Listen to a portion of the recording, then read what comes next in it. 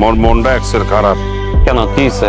তুমি নাকি ব্যাচেলর পয়েন্টের সিজন 5 এ মোরে বিদেশ পাঠাইয়া দে। বিদেশ পাঠানো উচিত না? 4টা সিজন হয়ে গেল, তোমারে তো এখনো বিদেশ পাঠাতে পারলাম না। একবার কাতার গেলা, আবার এখান থেকে চলে আসতে হইলো। তো আমরা ফাইনালি ডিসিশন নিছি যে তোমাকে সিজন 5 এ আমরা বিদেশে পাঠাই দিব। আমি বিদেশ যাব না।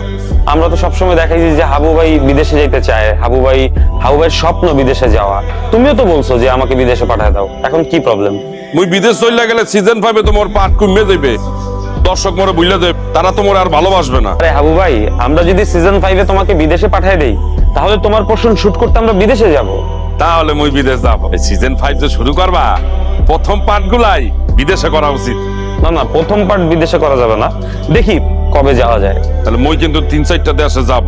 মোর খুব ইচ্ছা মালয়েশিয়া, কাতার, দুবাই আর আমেরিকা যাব। তুমি একটু আগে বললা বিদেশে যাবা না। এখন মুই বিদেশ যাব।